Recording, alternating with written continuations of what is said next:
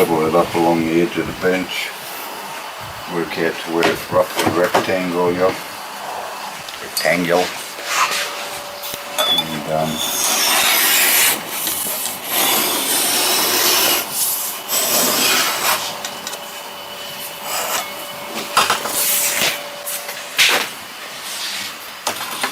screws on either end of this piece of 1.5 1/4 steel is what I use to hold it in place, so I don't have to line it up all the time. As you see, we get a nice straight squared up edge. With the strap cutting machine we run through is why we straighten everything up first, but it's important to have a good layout, particularly when you're trying to run them through by yourself. In this case here I've got a table just a bit lower than the back of the strap cutting machine, and as it comes through it allows the things to pull down a little bit. I'm able to take the waste and put it to the back of the table, and over here I'm able to stack up the strips as I go.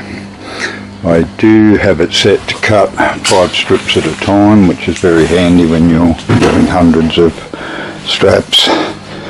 And here you can see where I've printed up my own spaces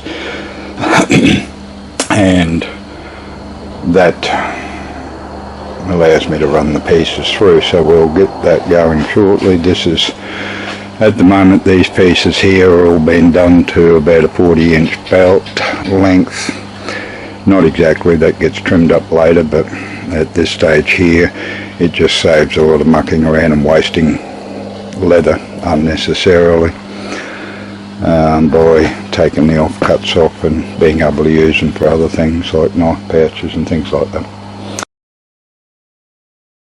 As I said, we'll get the machine running and ready to go for the straps. Here we go. You've got to be careful to keep this edge here all the time up against the fence.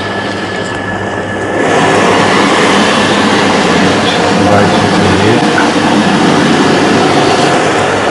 And you see the table helps to support it at the back of here, and yet to straighten it all the way up, so you've got to be careful that I didn't want to waste it unnecessarily.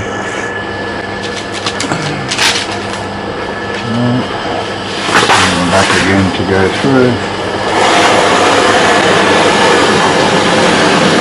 That way I'm able to count fairly easy as I go, cutting 5 strips at a time. After a while you get used to being able to collect them together like that, straighten them up over here, and that gives me a row of 10, which is what I generally do, and then I come back and put another sheet of paper on top to keep it all tied together.